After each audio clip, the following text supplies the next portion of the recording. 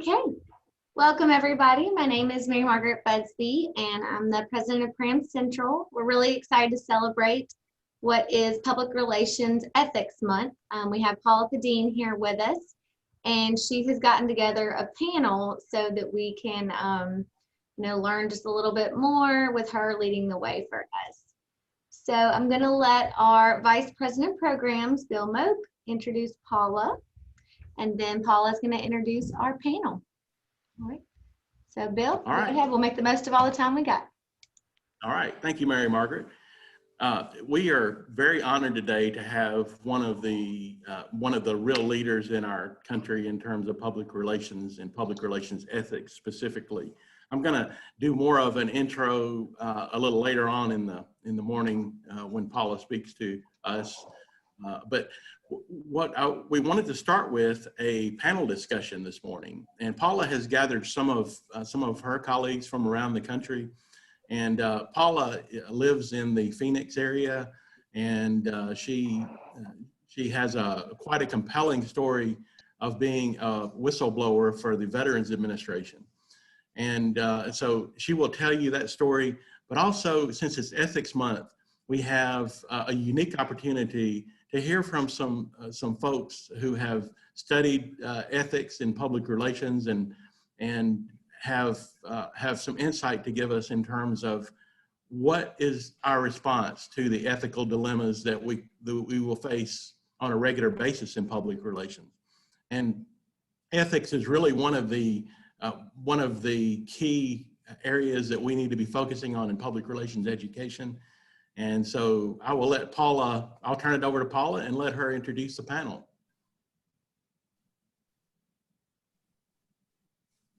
Thank you, Bill. Sorry about that. The panel's on a different Zoom link, so I just sent this one to them. So while I introduce them, hopefully they'll be joining on this one. Okay, so first I'd like to introduce, hello everyone, and thank you for the opportunity to be with you today during Ethics Month. It's exciting to be here. So we have a wonderful panel of it's called the Board of Ethics and Professional Standards that PRSA has nationally, and all three of these members are on that board.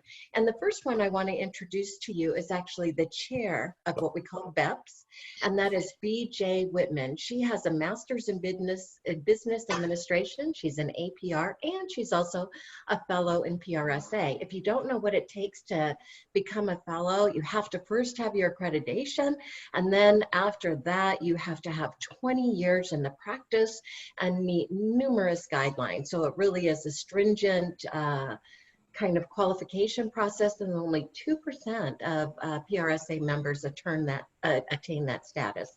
She's a public relations executive with more than 30 years of strategic communications, including the hotel industry, maritime, hospitality, and other corporation public affairs experience. She took a special interest in mentoring young PR professionals. I wish I would have known this when I was young. And during her career, mentored over 350 interns as they began to earn their accreditations in public relations. She was the recipient of the Hall of Honor Award, which is the most prestigious lifetime achievement award for distinguished and exemplary career in public relations in Hawaii. She earned her Bachelor's of Business and Master's from Chaminade University of Honolulu, and she earned her APR and her accreditation in PRSA, which I talked about. So welcome, BJ. I see Thank you. Yay. And I see Tim, and I see Casey. Yay. So that worked out. Okay, up next we have Casey Myers. Now Casey has, I didn't think you could get any more credentials behind your name beside APR and fellow PRSA, but listen to this. He has PhD, LLM, and he's a lawyer, JD, APR. So, hey, Casey. He's an associate professor at Virginia Tech's Department of Communications, where he teaches public relations and communications law. He holds a PhD in mass communications from the Henry Grady College of Journalism and Mass Communications at the University of Georgia. He has an LLM focusing on media law from the University of Georgia School of Law and has a JD from Mercer University. He's a member of the PRSA Board of Ethics, and he earned his accreditation in public relations and currently serves as a member of BEPS. So welcome, Casey. And last but not least, I see Tim. Hello, Tim. Thanks for joining us. He founded O'Brien. He has his accreditation in public relations. And Tim, we need to work on you to get that fellow, I think. Yeah, that's a little bit of It's probably time. He founded O'Brien Communications, which is a corporate communications consultancy in 2001. He advises clients from Fortune 100 companies to association startups and nonprofits with a focus on C-suite communications. He's a member too of the Board of Ethics and Professional Standards. He earned his bachelor's degree with dual majors in journalism and speech rhetoric at Duquesne University. He is a columnist for PRSA Strategists and Tactics, and frequently contributes to other media. His podcast, Shaping Opinion, which sounds wonderful, I have to tune into that, can be found on all major podcast platforms, and he contributes to PR News Crisis Management Guidebook and the PR News Employee Communications Guidebook. And he was featured in Harvard Business School Press, The Essential of Corporate Communications and Public Relations. Oh, and in 2017, he got the Indie Award of the Year from PRSA. So good job, Tim. Thank you. All right. So today we're here to talk about ethics, and I am honored to lead with our chair. And the first question for you, Ms. VJ, is how do you raise ethical questions in your organization? Well, I think that's the question I'd like to is really how would you define an ethical issue first? I think it would help us guide us through the rest of our discussion. And I think when you know you're in trouble when you have few options in solving an issue. You can't find a remedy through a regulation or through basic laws or through contract negotiations. And that really much tells you that you're in a situation where it's probably an ethical issue, and you have to determine whether it's right or wrong. And that's why the PRSA code is so important to us, because it helps us really break down an ethical issue and really help us get to be on the right side of the disagreement. I always like to tell stories, so I'm going to tell a real short, quick one. I was, to give you an idea of how the code works in our decision-making process. I was a purchasing agent for an Army Officers Club. I was very young. It was really one of my first ethical issues that I was ever confronted with in a major job. I was only 19. I was purchasing all the liquor and the food for the Officers Club that had a dining room that served 7 nights a week and a nightclub. And it only took me a couple of months to figure out there was stuff going out the door. And I couldn't reconcile the inventory cards of big pieces of beef and lobster. And so I just had to gather all my information, went to the officer in charge, and clearly there was stealing going on. So we set up an operation to really monitor a little bit closely more what was going out the freezer. And we did catch the individual, and he was a warrant officer, and he had served in the military for 20 years, and he got discharged and lost his pension. So it was a very serious business. But the PRSA code helps you in making, even though stealing is we know that's wrong, but helps you in your decision-making process. When I advocated for we advocate for our publics, and I advocated for my company, the company that I was working for. I was speaking up and helping to find a solution to something that was obviously wrong. I was being honest and providing the highest standards of accuracy of the information that I had gathered in my inventory in order to help make a decision. And I provided independent counsel to the officer in charge, I'll never forget him, Major Jedicke, really to solve the problem, even though it was in my own department. So the PRSA code really provided me confidence in and conviction in my decision-making process. Thank you so much. Casey, let's go to you. What do you say is ethical leadership? Well, I think ethical leadership involves good stewardship of the profession.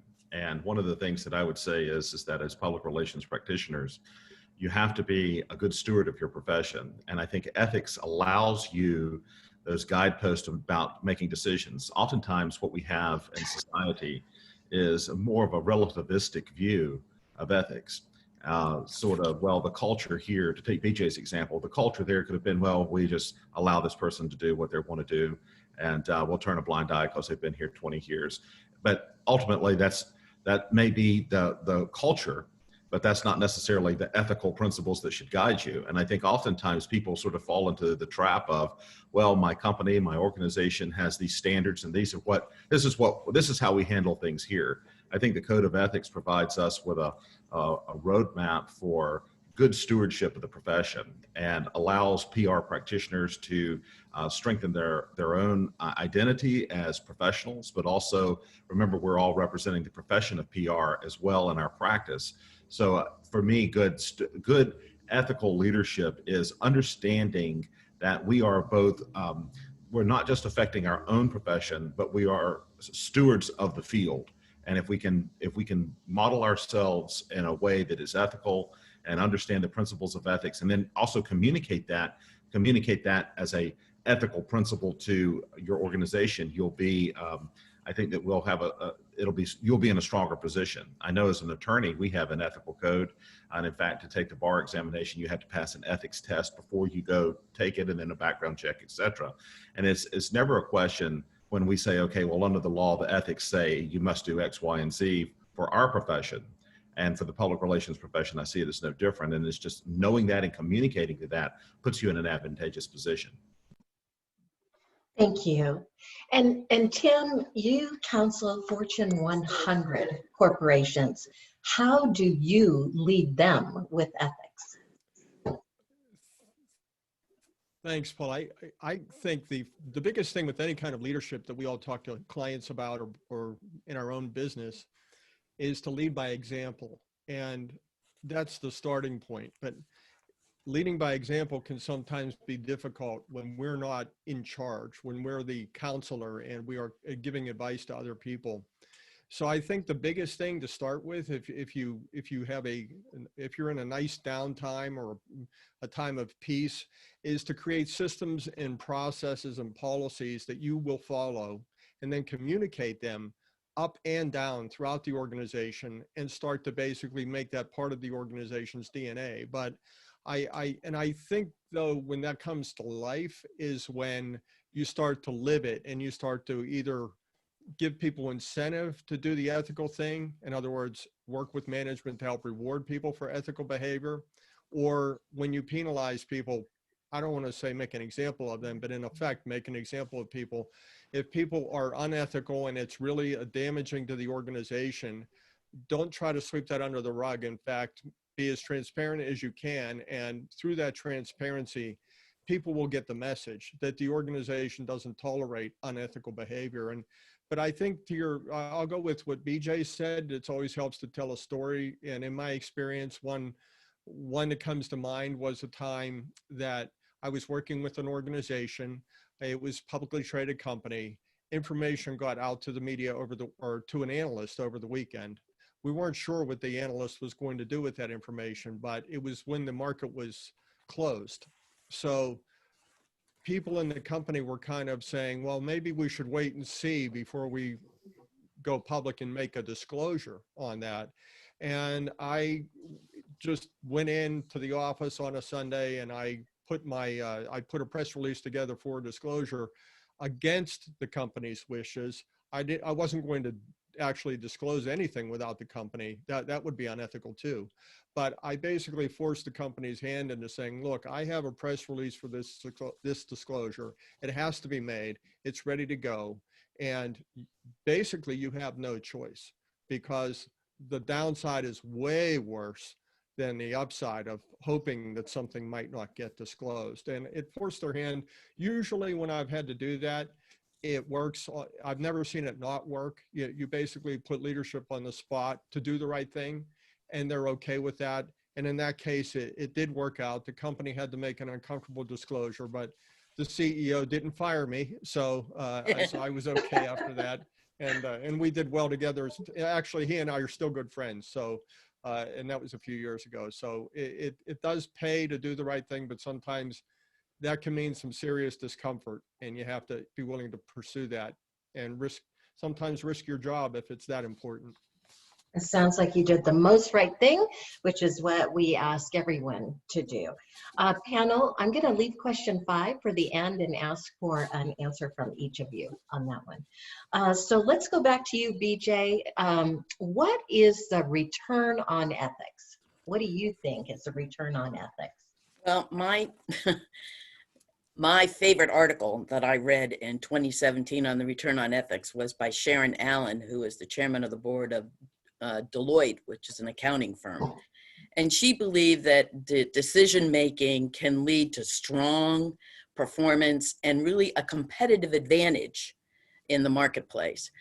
And conversely, of course, unethical decision-making can do the worst. You can have tarnished lives, brands, and really the bottom line is effective. She said that that ethical return on ethics was really a mindset, and it had to be throughout the whole organization. And in this article, they listed the 2017 most ethical companies, and these companies had a stock that had grown at a rate more than double than that was on the Standard & Poor's 500. So that was her analysis of saying that you can have strong, an organization that has a good track record of ethical behavior can attract talent and customers and make more money than its competitors. In addition to that, they had a study in the article from the Stanford University and the University of California at Santa Barbara, and they were talking to MBA candidates.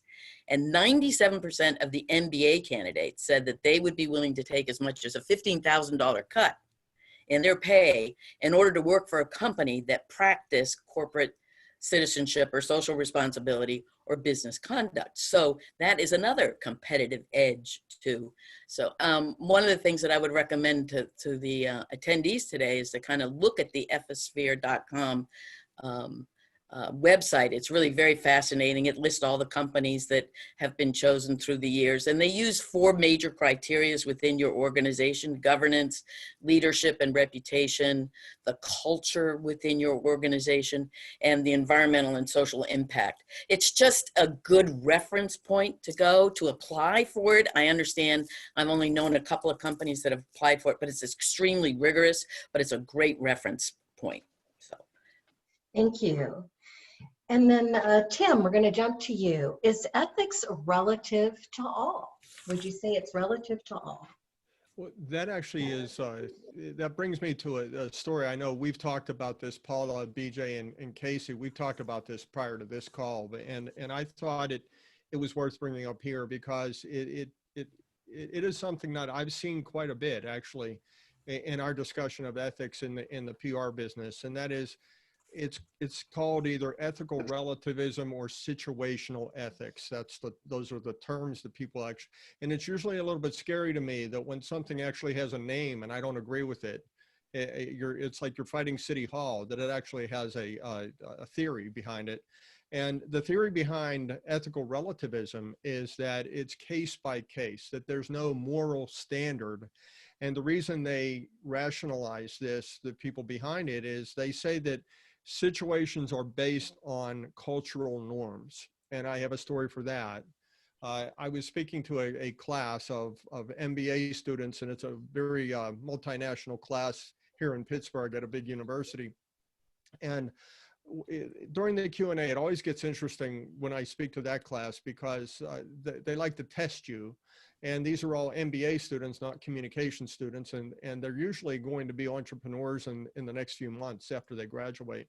And so one of the students from another country said to me, is it okay to lie? Is it ever okay to lie? And my answer obviously would be, no, it's never okay to lie. And then I was challenged. And this person told me that in his country, it's okay to lie in certain circumstances, especially in business. And so I asked him, well, what if your teacher here tells you now at your midterm, you're going to get an A? And then when you get your final grade, you get a C. Is that okay? And the whole class, regardless of where they came from, said, no, that's not okay. So apparently there is, even though they don't like to admit it, there is a standard. It's not situational when it comes to how it affects them. So, it is not okay to, as BJ said, to steal or to lie or to do these basic things. We all understand that. So my argument is when people say, well, there should be, we are not to judge other people's ethics. And that is a posture. I've even seen senior level people in business who have ethics in their title follow this mantra that we're not to judge other people's ethics from other places. And I think that's taking the easy way out. And I think what we really have to do is fess up and say, wait a second, we have to have standards. That's the whole point of ethics, that they are standard, that everybody has a certain fairness they can expect from each other and that certain behavior that they need to live by. And so I disagree with situational ethics. I disagree with ethical relativism.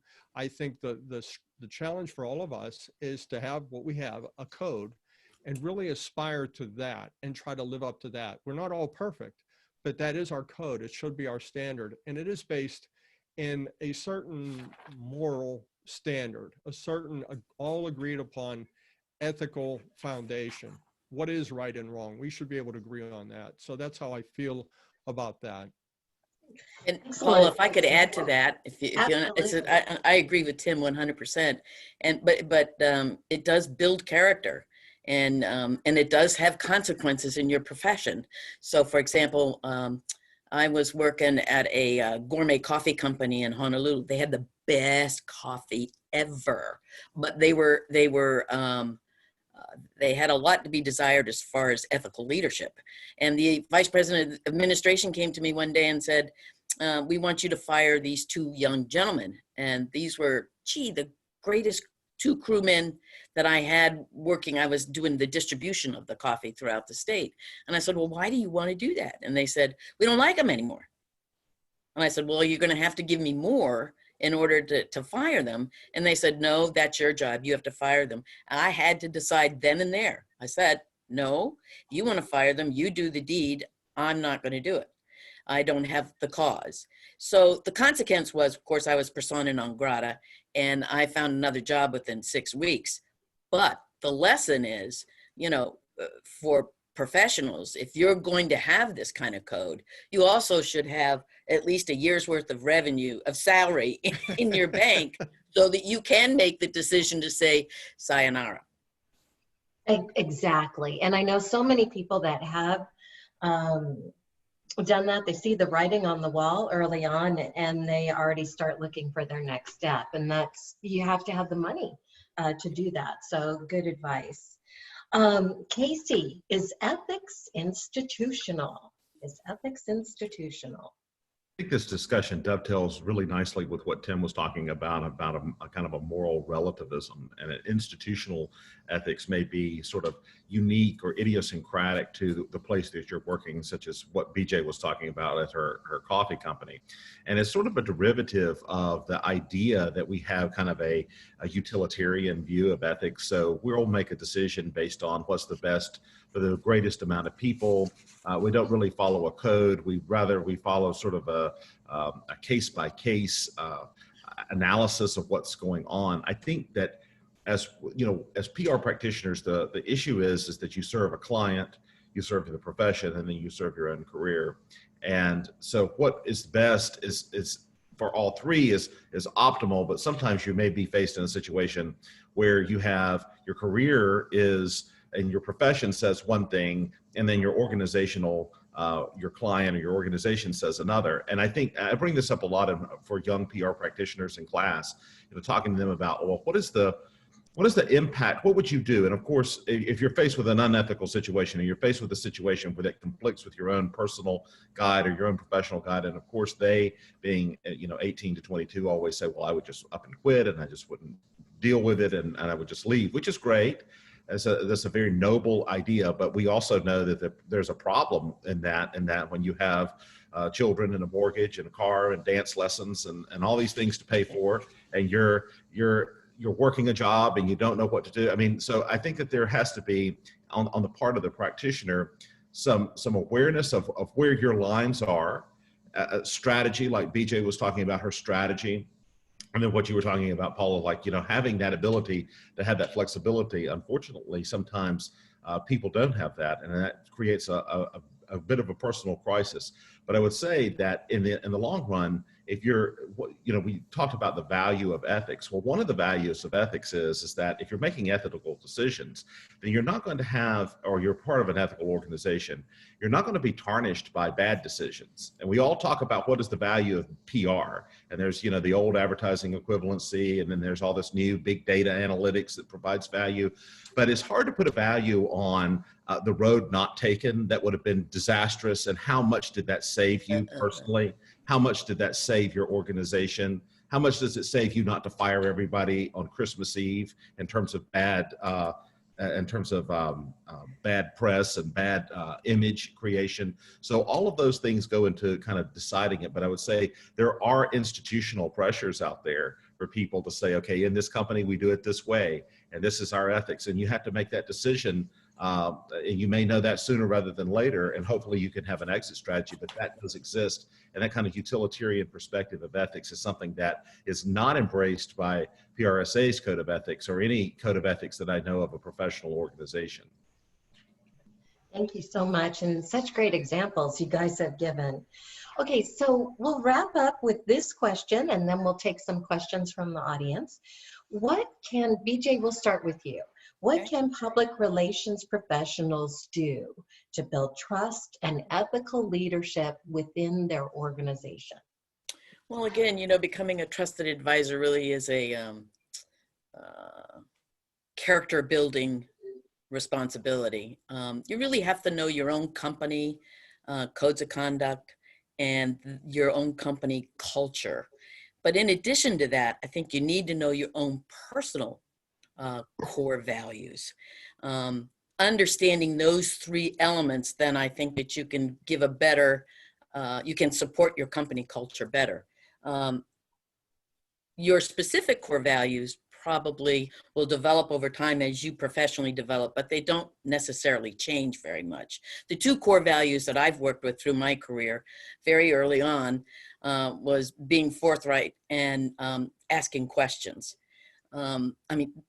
How many times have you had a conversation and you want to get a message across, whether it's working with your team or even with your management, and for some reason it's taken misunderstood or there was some kind of misunderstanding? So being forthright, speaking frankly and directly as you possibly can is as much an art as it is a science. And so that's been one of the things that I've been working on. The other thing is really talking about the elephant in the room, asking the questions that people won't ask. And, it sometimes you can start off when you're coming up with an ethical issue with very simple questions like, is this ideal behavior that you want to see from our company? Does the conflict actually conflict with your own personal values? Will give you a clue. What's not being said often colors in the situation. And how will your decision affect others, and even whether it's a legal situation? So having just a couple of questions to start off with in your head in order to kind of address issues is good. Being the one who asks question is not a bad thing. It's a really good thing, actually. I would bet 95% of the people in the room wanted to ask the question, but nobody had the courage. And really, that's your position. You have to have the courage to ask the question. And I would also suggest that you write those questions down, because over time, you're going to have a real valuable resource that you can refer to when other ethical issues come up. And of course, I have an example. This was a gentleman, his name was Mr. Brown, and he had worked for a convention hotel in Waikiki for 30 years. And he put the hotel on the map, brought in $15 million annually. And then technology was introduced to his department, and he kind of, he fell apart. He just couldn't make the transition. And he was asked to actually voluntarily retire early. And really, it was very disruptive to the employees. They said, oh my God, if they can fire Mr. Brown, they can fire me. Customers were upset. The optics looked really bad for management, kind of heavy-handed. So I asked the manager, why was it that we couldn't do anything for Mr. Brown? Didn't we have some form of an obligation? The man spent 30 years at the organization. What happened on the 31st year that we didn't want him anymore? And I was told at the time that the decision had been made, they weren't going to reverse it, and that was the end of the story. But the point is, I asked the question, and you have to start somewhere to do that. So I encourage you, it's really an integral part of, building your own personal codes of conducts and building the culture within your organization. And the next time, he did listen a little bit more, and I became much more a part of the organization.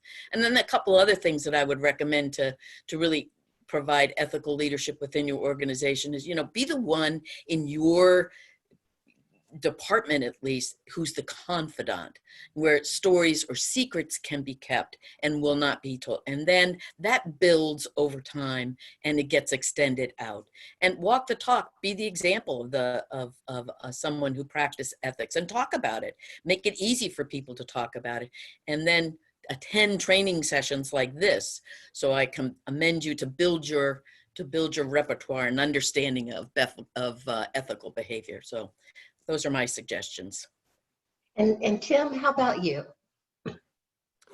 It's funny, as I was listening to BJ talk, I was thinking of situations where I've had to do that. And I will follow on to what BJ said. And I think what she talks about that's really important there is when you ask questions, you're not putting people on the spot. So when I've had conversations with other PR people, and what I've realized is when you deal with an ethical question with a client or an organization, you have to help them work through it. Your job isn't to just take a stand and say, take it or leave it, or your job isn't to just put the client into a corner and say, that's wrong, this is right, therefore you must do the right thing. That might be how you feel. And sometimes we're being asked to do something that we feel is wrong, and we say no, and we get a little emotional. We say, they're asking me to compromise my values, how dare they? And we take that approach when we respond. You can't tell me to do that because I have a code of ethics, and that's wrong. Well, that might be how we feel. But if we really want the organization to do the right thing, I would go to what BJ just said. I've done the exact same thing. I've said, well, here are some questions. And usually it comes down to, here's a worst case scenario and here's a best case scenario. Let me paint that picture for you. If we do A and it turns out this way, what would you think? What would you do? What would you do to change that? And sometimes just working through those questions, what you're really doing is coaching the client in an ethical direction without putting them in a position of losing face. And usually when you're dealing, the higher up you go in any organization, you have an ego involved. And you don't want to put that person with a strong ego in a position of having to defend their position just because of who they are. And you work for them in some way or fashion. So to avoid that dynamic, I agree with BJ. It does really, really help to couch things and frame things in those question format, but in a very structured way to lead them in the ethical direction. And I had a CEO who did not like to rehearse, mediate questions, the Q&A before a story. This is an ethical, but he didn't like that. So I oftentimes would go to him and say, look, you need to coach me. I'm going to get calls from the media. Tell me what to say if I get this question. And in the process, I'm coaching him, but he doesn't know it. But he's saying, here's what I want you to say. And then I ask him another question. which helps him clarify his answer when he gets. So we in effect did a rehearsal without him knowing it. And that's one of those tricks I think that BJ is talking about, that there are definitely ways to do this without putting people on the spot. If we remember, the goal is that the organization, like a ship, moves in an ethical direction, and it doesn't matter that we get the credit or not for doing the right thing. Because more often than not, when you do the right thing, it's not an issue of credit. You know, you just want the organization to do the right thing for that sake. Some excellent tips. Thank you, Jim. And Casey, how about you? Let's close this out. I think that the two biggest things is to know ethics and know your organization. And by I mean, no ethics is that ethics is not something, I think a lot of people, you know, it's a seminar they take once a year in September, maybe. But, you know, that's not it. That's a 24-hour, 365-day. And it's not just sort of these slogans. I think that's what gets people a lot very dismissive about ethics. If you come in and say, well, we have this principle of honesty. If you're able to understand and articulate that like Tim and BJ have with examples today, that makes more of a meaning and a more meaningful conversation, and provides more legitimacy to what you're talking about, rather than to say, well, I just think that's unethical. And I think part of that conversation that you can have is obviously experiential. I mean, and that knowledge is experiential, but a lot of it also is engaging with the material that's out there about ethics. And there's a ton of material about communication ethics that's produced, you know, 12 months out of the year. I know we in our organization produce a lot of ethical material. Other organizations do as well. And I think it's good to engage in those kinds of discussions. Ethics is kind of, I think of it as a standard that stays the same, but situations do change. You know, what are the ethics of the digital communication sphere? Well, you know, the modality of that is very different than, you know, face-to-face communications or traditional, you know, paid communication or whatever. But the ethical principles that guide that are the same. But how does that materialize? How do those ethical issues come about? And being able to recognize that and talk about it and engage in it with some depth provides the person legitimacy that's talking about it. And I think it can foster, you know, greater awareness and then make you an ethical leader. Thank you. You guys, nice job. So Bill, are there questions in the box, or you want me to look at those? Let's see. Questions for the panel. Do you want me to take them? I see this one. Yep. Do you encourage use of the PAGE principles with your clients? Well, I'll take that because I'm a PAGE Society member. I endorse the PAGE principles, and I'll provide you a link to what he's talking about. It's right there, very similar to PRSA Code of Ethics. Page did not write the PAGE principles. They are derived from his life and work at AT&T. So, but they're very similar. And I think we host every year a competition for students to do case study analysis using the PAGE principles and applying them. So I think if you looked at them and looked at our PRSA Code of Ethics, it's very similar things. It starts off with honesty, but PR starts with honesties and PAGE starts with truth. So it's the same thing. So I think it's very applicable. Hey, any other questions from anyone out there? Saw that one. Don't see any. Come on, you guys, don't be shy. I know. You're a bunch of communicators. I'll be happy to tell one more story while they're gathering another question. And I tell this story only because the guy that I think was the most influential ethical leader that I had was named John Brogan, a good Irishman. And he was in charge of 5 hotels in Waikiki, which was about 5,000 employees. And he, I think I was brought on. I had been in the maritime industry for 8 years and was brought on because I had gone through so many strikes in the maritime industry. And the first strike in the industry, hotel industry, started 3 months after I was hired. So we were out in the back of the hotel watching the employees in a circle in the hot sun striking the hotel. And I was standing beside Mr. Brogan, and Mr. Brogan turned to the chef and said, "Get popsicles for everybody." And of course, from the maritime industry, I just said, "Get popsicles for people who are striking against you." I was kind of set aback. And he said, and they distributed to them all. And I turned to him and I said, "Why the heck did you do that? You know, when they're striking against you?" And he said to me in very simple terms, "Well, you know, BJ, all these people in a relatively short period of time, which it turned out to be 3 weeks, in a relatively short period of time, they're all going to be back working at the hotel. And we're going to, you know, face to face, and a little bit of consideration, which that being popsicles, will go a long way."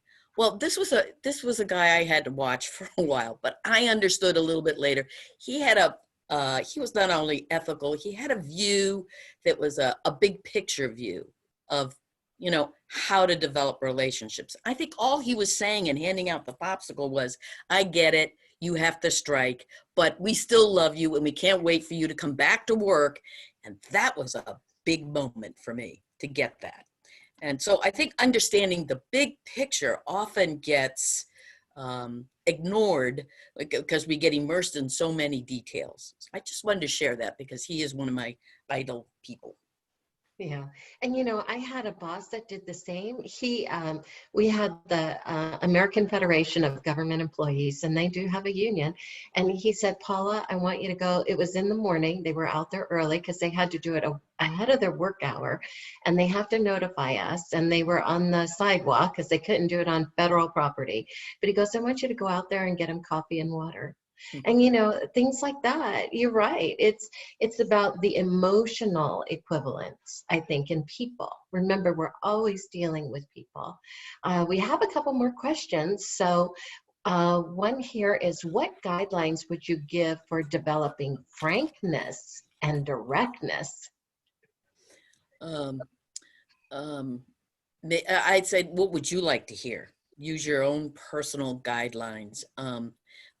Just speaking the truth and making it as clean as possible and not flowering it up. I remember one time a reporter said to me that I wasn't really a PR person. I just put out news releases of fluff, and it just irritated the heck out of me. But you know, $5 million isn't fluff when you're doing renovations. So, but I think in some instances, we tend to try and smooth over situations and not really being clear. And I think it's extracting those words and understanding to make it as clear as possible. Don't use any fluff. Right. And then we have Casey or Tim, did you want to add to that before I jump in with another question? I can add to that. That's actually sort of a process that I use in some of my crisis and issues work, and it's not complicated really. It's just it's a grid. So you basically list all of your stakeholders on the left margin. So you might say employees, customers, investors, those types of people on the left side. And basically you look at, and hopefully you can do research and find out what really is on their mind. So you can list what is each of their concerns, each by audience, what are they most concerned about? And then you have to decide, what do we absolutely have to say? What do they need to hear? And not in a lying way, what do they need to hear? So let's suppose it is a labor situation like BJ said. They need to hear what your position is on health benefits or wages or wage freezes or job security. Those all might be issues that they're concerned about. So what do they need to hear about that in a very truthful, direct way? And that's where you get into that frankness and directness. You put it down on paper and you list it.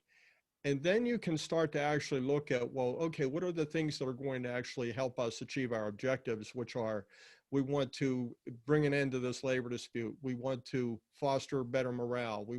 And morale has to be connected to something measurable like productivity. So we want to improve productivity through better morale and better relations and trust. So that's kind of, once you know what your objectives and strategies are, it's usually a message grid for me that follows that simple format. That's a great idea. Casey, anything to add? I don't know. We've got 2 or 3 more questions. I'll let us get. We'll jump to those. All right, so Catherine says, do you have suggestions for feeling out a company's ethics during an interview? Casey, we'll start with you on that one. Is that okay? Sure. I think that you can look at what a company says and what they don't say. And oftentimes what they don't say may be more informative. But on something about like choosing an employer and seeing how they ethically operate, I think it's an example of how your network of communicators really can help you. Oftentimes we find out information about places to work out of these organizations like this organization or any other kind of organization. And sometimes if you're a member and you can reach out to people that may know or may be able to talk to you, I think that may be more illustrative than what the company itself will tell you in a more prepackaged way. I'd also, I would not be afraid to ask some questions during the interview. And they may have a packaged answer that they give you, but even that you can see by what they say and what they don't say, how their decision-making process works. I'd also would say looking at a company structure oftentimes tells you a lot about how their ethics may work, particularly in a communication context. If your communicator is somebody that's housed in a kind of a remote part of an organization structure that has limited access and limited ability to speak to people at the C-suite level, that's an indicator that maybe what your voice would be, even if you're the most vocal advocate of ethical leadership, it may be an echo chamber where no one ever hears you. So that's another way to kind of determine what your position may be in an ethical quandary would be within an organization. Kim or BJ, you have anything to add? I think looking at the company's code of conduct, and then I don't know exactly how you would, I think you would ask questions about how do you resolve conflicts within your organization, that might be a helpful question. I know it's different in different organizations. And when I was in the hotel industry, if there were major ethical issues, they rose to the level of the executive committee. But they also had other touch points within the organization where employees could go and perhaps talk about an ethical issue and feel more comfortable about it than having to go to maybe one of the executives. That would have been the HR, the human resources. And ideally, of course, it would be the department heads, the people that they report to, because that's really where hopefully that person has enough power to resolve those kinds of issues. But I think it's important in organizations to have different touch points. It's one of my colleagues recently called it the basement to C-suite approach to building your ethical culture within your organization. That would be revealing to it in an interview. I do believe. Kim, anything to add? No, well, it's one little thing, but Google can be your friend. And what I mean by that, sometimes very specifically, is look up past legal issues. So you can look up, you can type in the company name and then the word litigation or things like that, and look at cases against the company in the past. I've done that to vet clients, and it does help you unearth. A lot of times it's wasted time because you can't tell a lot, but sometimes you can see patterns. And if you can see a pattern, that might help you avoid getting into something that you don't want to get into. I think another key indicator is recruitment and retention.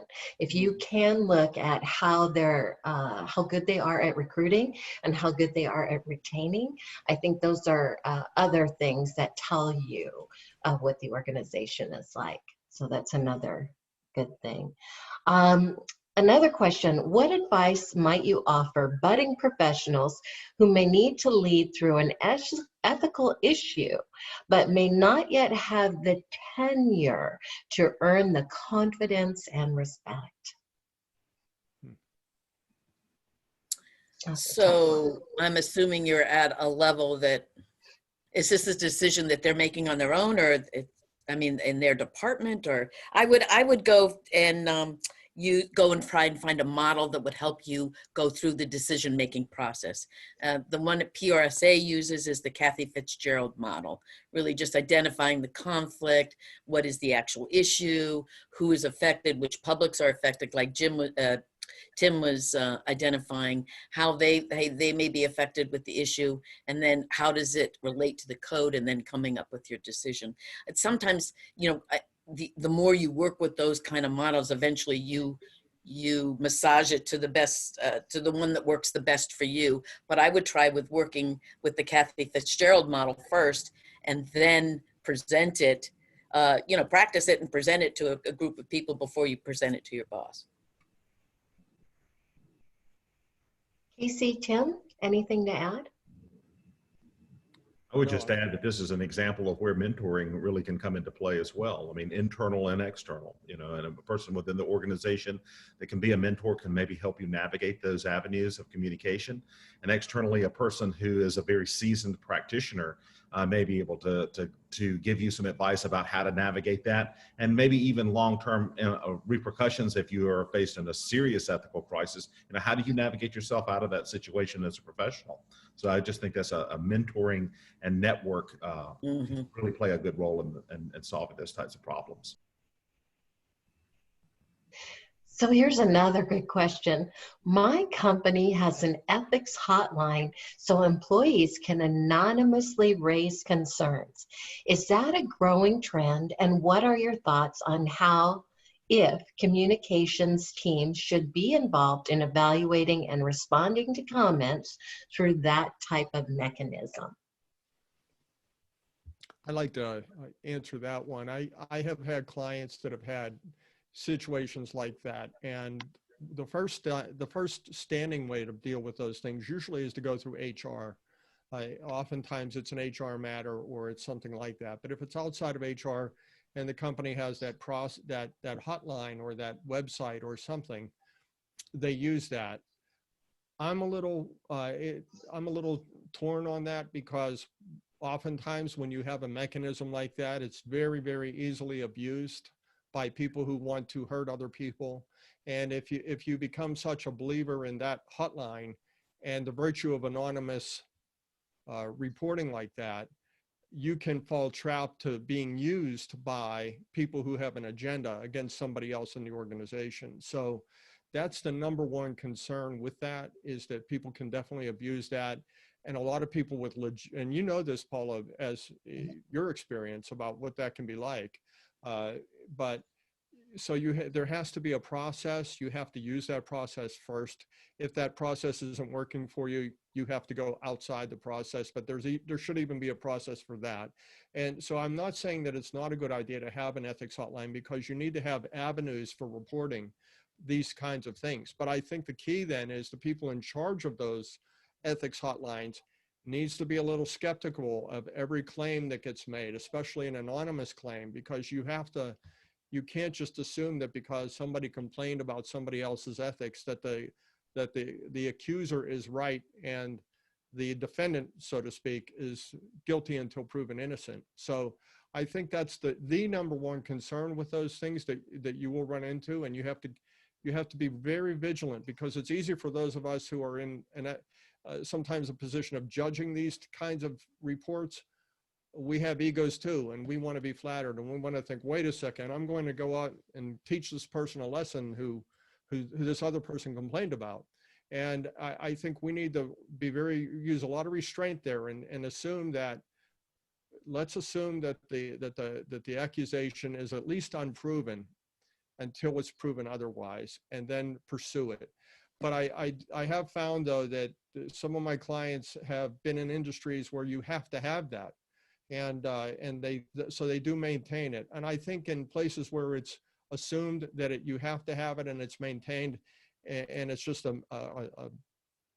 practice of doing business, once people kind of get comfortable with that, they're less likely to abuse it. It's just sort of part of the landscape. So, but Paula, I think you can answer that too, based on some of your experience. Oh yeah, I'm trying to type in the box, but I'm not doing a very good job of it. But the one thing that I used and I found so valuable, and it kind of gave me a lead on unethical leadership, that was maneuvering in our organization. And it's the Institute for Public Relations. They have a book. It was done by the University of Florida and the Grunigs, and it's called Guidelines for Measuring Relationships in Public Relations. So Guidelines for Measuring Relationships in Public Relations. And what that does is it gives you, they actually went to the Fortune 100 companies and said, okay, here's what we're looking for in an ethical organization. Here are some questions that we can ask from all our publics. And here's how we can look and see how we, the company, are doing based on these values and ethical models that we're trying to implement. And it's phenomenal for building a quality reputation. So as the panel has said, I concur, you have got to be the barometer in your organization. You have to be out there. You can't sit in your office. I used to often walk around the hospital, many floors, many hallways, many wards, and just see how the employees were doing, see how the leadership was doing. We had a clinical executive board that I was not a member of, but I would ask to sit in on that meeting quarterly. So I had knowledge on that. We had something else called morbidity and mortality in a hospital. That's important. You need to know what the death rates are like and what are the issues affecting the organization before they get to be too many. So it's things like that, and really just getting to know your organization from the ground up. I liked what you said, BJ, from the basement to the top floor. It's a great way to consider and look at that. And thank you, Bill. Thank you for putting those guidelines in there. And you guys, that is a free book. I have used it gazillion times. And I will also tell you, it helps you when you try to do an application for a Silver Anvil. Those guidelines are phenomenal to use. They just are phenomenal to use. And I think that's all the questions we have. Bill, do we have some closing remarks? Because we're close to time, I think. Well, I'll turn it over to Mary Margaret if you're ready to talk about the next phase of our meeting. Great, that was wonderful. Thank y'all so much. And I know I'm over here copy, pasting, saving all this stuff in the chat to have it for later for myself. So following this at 11:45 is when our Pram Central chapter meeting will begin. There'll be a little bit of chapter business first, nothing long, just a little bit introduction of new members, a couple things there, and then we'll get started to let Paula share with us. But thank you all so much, panel. Y'all are fantastic, and we really appreciate y'all sharing with us, and for everyone who also shared from their own company and experiences and asked some questions. Again, if y'all want to save anything there in the chat, y'all can go ahead and do that. Open the links there, save. If we wanted to, I don't know if everyone is willing to do this. If I could get everybody to turn your camera on, I was going to get a little photo. I know we don't really get the photos anymore like we did at the face-to-face meetings, but you know, if y'all don't mind, and turn cameras on, and we'll get a little photo, kind of be like a way to track who all's here, right? All right. Let's see if we can see everyone. Okay. Ready? 1, 2, 3.